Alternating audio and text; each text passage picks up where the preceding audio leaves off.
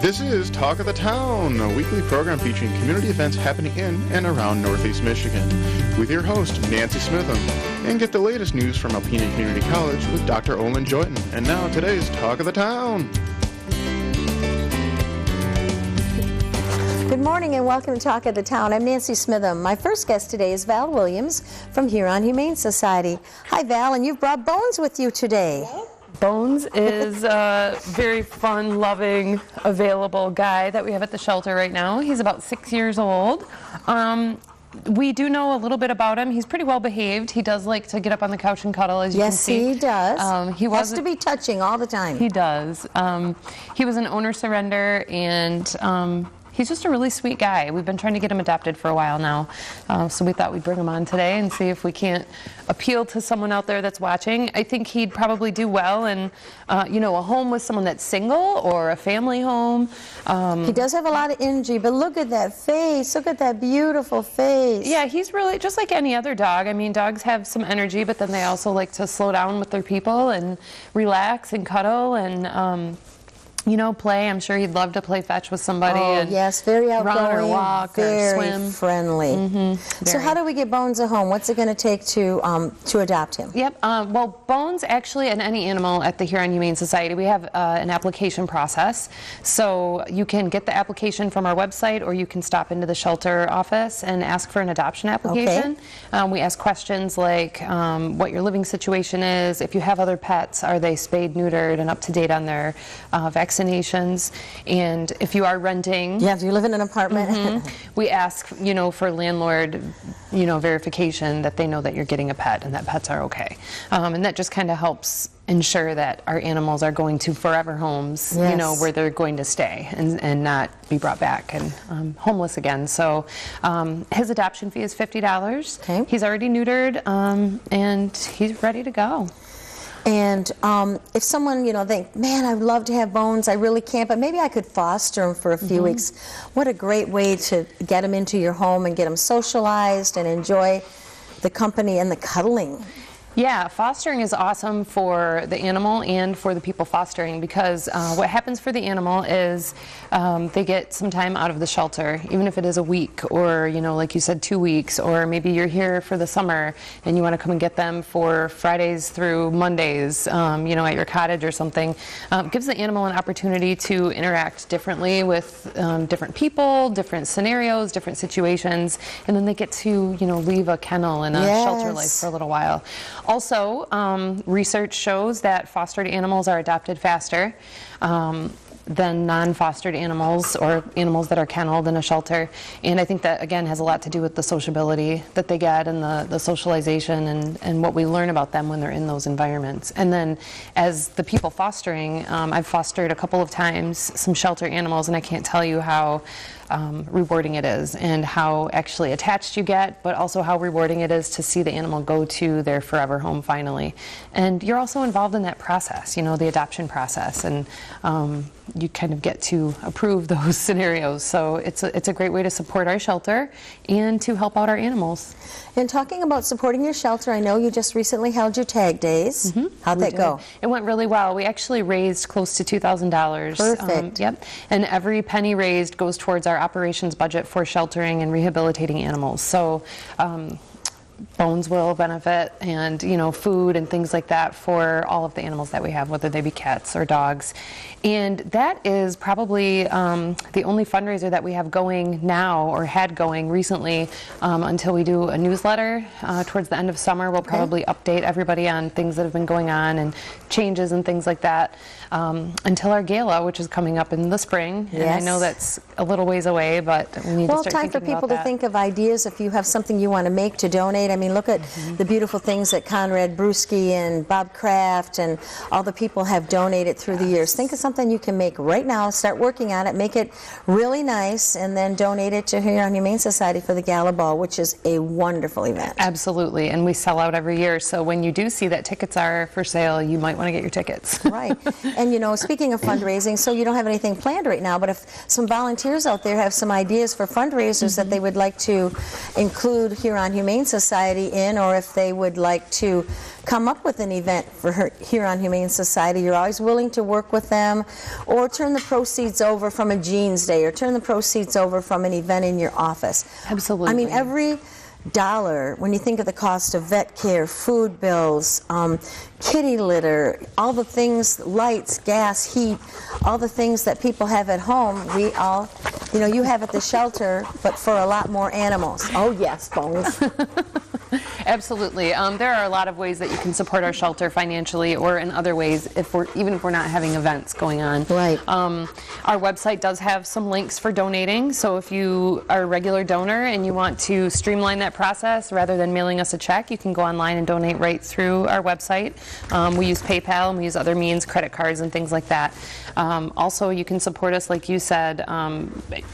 Call us and ask us about food. What are we feeding right now? We might have an animal that comes in and needs extra medical attention, or things like that. Those are ways that you can support us even when we don't have events going on. And all the things that you use in your home too, like bleach and fabric softener and laundry detergent and kitty litter, and you know, blankets and towels and leashes and tie outs. All those things are things that Huron Humane Society uses on a daily basis. Absolutely. Anything that you can think of that you might use in your home, we use at the shelter. The bleach, the laundry detergent, I don't even know how many loads of laundry they do every day, but quite a few.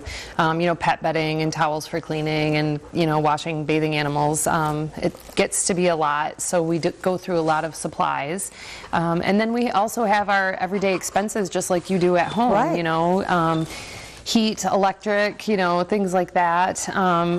We're also renovating our property right now, trying to make room for not necessarily more animals, but having more adequate shelter for animals. You know, the new dog area that we have going right now, and just kind of updating things. And Tom Pelkey, who's been on the show before, is doing a lot of work out there in our what used to be our pole barn to renovate that and make it usable for sheltering. So. And if you can't do any of the things we've talked about, how about just coming out once a week and walking dogs or playing with cats, socializing them, getting them out of their kennel, their pen, like you said, get them out and get them about. 1 hour a week. I think everyone out there should have 1 hour a week that they would be able to dedicate to that. Sure, and you know, our staff and volunteers work really hard to make sure that the animals get really good care and get some one-on-one time, and you know, when they can. But to have extra volunteers come out and pick up some of that helps a lot for the animals. You know, animals get extra one-on-one time with humans, and again, that socialization that just kind of helps that animal become more aware of people and surroundings, and we learn more about the animal that way. So that's a great way to support. So everyone's going to want to come and get Bones. We're out of time. How do we get Bones? You can get Bones. You can stop out to the shelter Tuesday through Friday from 11 a.m. until 4 p.m. or on Saturdays from 11 until 3. Bones will probably be featured on our Facebook page. He has a profile on our website. You can give us a call, 356-4794. Thank you very much. Thank you. I'll be right back with Brad Summers from the Boys and Girls Club of Alpena following these messages. Hi, welcome back. My last guest today is Brad Summers, the director of the Boys and Girls Club of Alpena. Hi, Brad. Hi, Nancy. As we were just talking, we always say that there should be a waiting list at the Boys and Girls Club. You should be so filled that people have to kind of, when somebody leaves, somebody else comes in, and you're almost getting to that point. It's like the good old days. I said you always had the wonderful staff, you always had the great program, you always had everything you needed to have, but there for a few years that, you know, the kids weren't there, and I could never understand it, because it's the place to be. You have the supports, you have your kids sitting at home during those discretionary hours on the internet or who knows doing what. They're there, they have mentors, they have food, they have snacks, they have people who care about them and want them to be there. They're out and about doing activities, but you're almost getting filled to capacity. Yeah, certain days we're actually seeing over 100 kids. Amazing. You know, we've actually reached a peak of over 125 kids over the summer. You know, and put that in perspective, last year we were averaging about 60 to 65 kids during the summer programming. So we've almost doubled what we were doing last year. Amazing. And you know, I think it's, you know, the community is really seeing, you know, the value of the programming that we're doing. It's not just kids walking in off the streets to pick up a pool stick for 4 or 5 hours and do that. We do a lot of educational and fun activities with the kids. Disguised as education. But Yes, it's really high-yield learning activities. We do that a lot because, you know, kids don't want to be in a classroom setting again for another 3 months over the summer period. So, you know, and for $10 a year, You know, Amazing. we really consider, and we've said it many times, we really consider ourselves the best deal in town to work with when working with kids. Yeah, and while we just said $10 a year, I'd like to do a challenge out there to some people. Hey, come in, Yeah. drop by a $10 donation and sponsor a family for the remainder of the summer. And they get lunch, a meal, they get everything and all the great things that we've already talked about for $10. For $10. I mean, programming, compassionate staff that cares about these kids and is very well trained in what they do. And like you said, you know, a free meal every single day. We have a grant through the USDA and through the Michigan Department of Education to help us facilitate a meal, a hot meal, and a nutritious meal each and every day, plus a snack every day for the kids. So Yeah, so you don't even have to be a member to take advantage of that meal. No, you can actually, anybody can take advantage of that between the ages of 6 and 18 here in Alpena. Okay. So that's it's a great asset, you know, and we get a lot of kids that, you know, really need the meals, and you know, some may not, but they eat as well. So Sounds everybody. wonderful. And now you talked about some programming. What's going on right now? I know you have some ongoing and maybe some new events coming up. Well, we have the back to school event is coming up on August 20th. This is the one where we take advantage of all the people that come in to kind of see what the community offers for kids to be engaged during the school year. So we talk to a lot of parents during that time. You know, we give out some free goodies and some incentives and things like that. But you know, we're very well respected when it comes to this event because you know, we do a lot for the kids in this community, and you know, it's nice to feel welcomed no matter where we are. Yes. So that's always very nice. You know, and then we're going to be having our end of the summer party, which is August 18th. Okay. And that's we have a little bit of a water fun day, prizes, incentives, things like that for the kids, and a lot of things that we give away as well. And a field trip to Arzo. Yep, and field trip to Arzo's. We do this each year. Last year we didn't get to do it, but this year, you know, we're weather permitting, you know, we take the kids over to the amusement park and they get to just run rampant on the whole entire place and have fun. Goodness. And you know, and we have a meal for them and everything, and you know, the kids are a lot of fun, and the kids deserve it. You know, these kids have been just amazing over the summer. I mean, you know, they're, like I said, those days where we're getting over 125 kids, you know, it feels like we only have 40, 50 kids in the building. It's crazy. That's you know, great. it's just absolutely amazing how well the kids are getting along, how perceptive they are when it comes to participating in all the programming, and just all the really wonderful things that they're doing, and you know, just gets them out there and they're having a lot of fun. Okay, one thing we wanted to talk about real briefly too was the teen lock-in on August Yes. 15th. Yep. You know, and because we are getting exposed a little more and having more kids participate in the things that we're doing, we're seeing a lot more of a teen population coming into the club. And to retain those teens, we want to start doing a lot more things for them. We used to run dances. We used to run a lot of different special events for the teens, specifically for the teens. So you know, we're starting to get back to that. And one of the things that the teens really want to do was start just have a lock-in.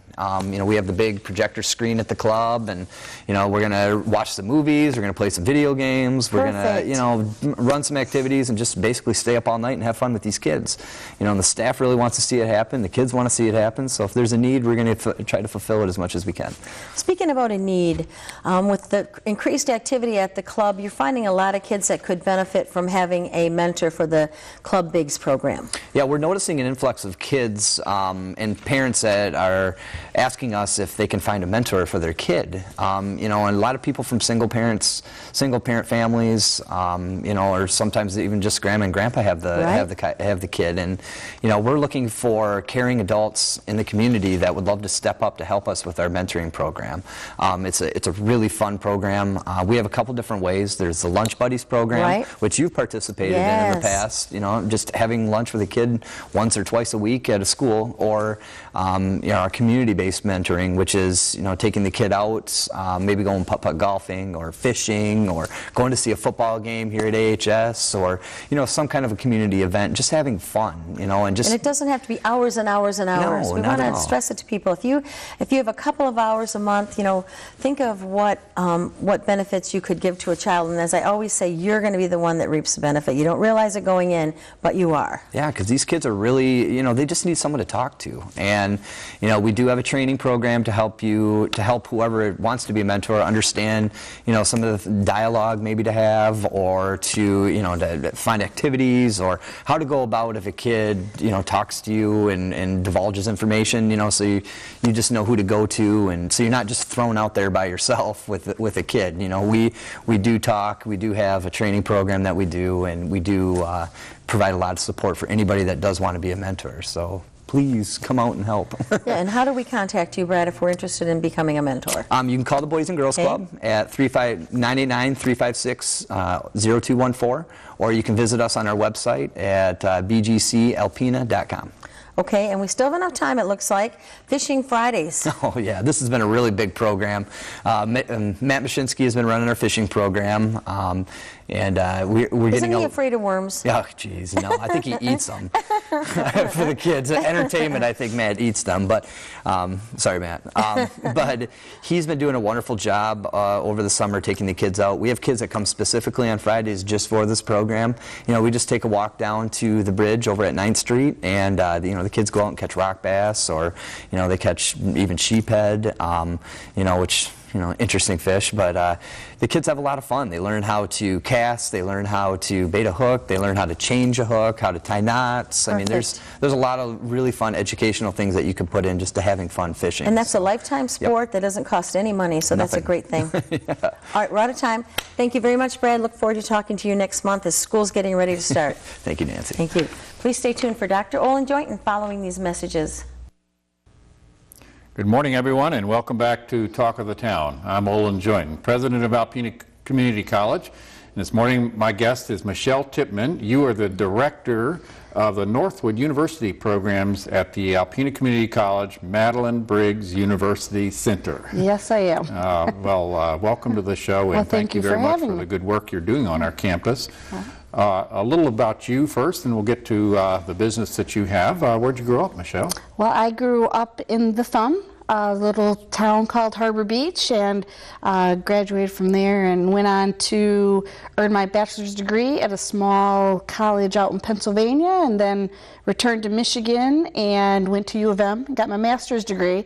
And actually my profession is really actually social work and the counseling aspect of it. So you had an MSW from... Yes, MSW from U of M, and that's what brought me up to Alpena. Was my first job out of school, was at actually the intermediate school district as a school social worker. Okay. Yep. And you in the higher education level, there's an aspect of education, college and university education, that resembles social work, doesn't it? Yes, there's a lot of the advising and the counseling. That's right. Problem solving and aspirations of people and how they can meet those aspirations. Yes. So great. Yep. And you have been in your post on our campus for a couple of years now, following Leslie Dort, who went to the Downtown Development Yes, Agency. we all know Leslie, Big shoes to fill for me. She's done a great job wherever she goes, and it's you are following suit, and the programs are doing quite well. Especially, you were mentioning the very high number of graduates this past May from Northwood. How many was it? We had a culmination of 23. Usually we average about 5 to 7, and we had about 23 graduate with their bachelor's degrees. Well, congratulations to them and to you for helping them make it happen. Yeah. Let's get an overview of what is Northwood all about in its mission to provide access to bachelor's degrees for people in our area, and then what specific programs are offered on our campus. Well, I think the key, like you said, is in our specific area. I find that even after 2 years, a lot of people still aren't aware that we're here and what we offer, and I think it's such a valuable resource because we offer the opportunity to earn a Bachelor's of Business Administration or a BBA right here in Alpena, and you do not ever have to go down to the Midland campus unless you choose to walk in graduation. And the partnership with ACC is what makes that work. We have the 3+1 articulations where students actually can take 3 years through ACC, complete the final year with us, and have a bachelor's degree. So the biggest advantage of that, and I really try to stress this, is earning a bachelor's degree at 75% community college cost. That is just huge, I think, especially for our area. And we make it very simple, combination of online and in-class classes right on the campus of ACC. Well, the cost of it is great, but also the quality and the recognition that And Northwood has. is a very well-respected business school all around the world, not even just in Michigan. The thing that I appreciated about it is they have a great emphasis on a code of ethics for people going into business, much stronger than you see at most business schools. And they also have kind of a philosophical commitment to the free enterprise system. And so you go to And one entire Northwood. class devoted specifically to that, that students are required to take. And so it's not just data without a purpose. It is focused. It's intentional for a certain view of the world and the way in which Northwood graduates can make a difference in it. Yes, and very exciting this year was our program. I think we're in about our 10th year at ACC. That's right. We have always focused on, for the majors under that BBA, the management, accounting, healthcare management, and computer information management. But just over the past year, we've developed even more online majors. So now, in addition to the 4, students can now look at marketing, entrepreneurship, finance, automotive marketing and management, and aftermarket management. So lots more degrees to choose from, still available here. The classes that we could offer here, we could get in class with the professor at the Battle of Briggs University Center, or a combination of those on-ground classes with online. Very good. What's the difference in your observation between a student who prefers the online methodology versus somebody who wants to be in a classroom with other students in the flesh and a real live instructor there? Well, when I first started 2 years ago, my thinking was just because I think I would prefer the online and the convenience of being able to do it at home in my own time. But since starting, I found it's really 50-50. Some students like the interaction with the other students, having some cohorts, having a professor at your disposal. Some students, it's more the convenience of working full-time and having families and coming back to school and finishing that bachelor's degree. So the convenience is a big factor for them, but I really think it's split about 50-50. Well, having the choice is great, just as students at ACC have that choice. And we often remind ourselves that online education works better for students who have maturity, time management skills, self-discipline, comfortable with technology.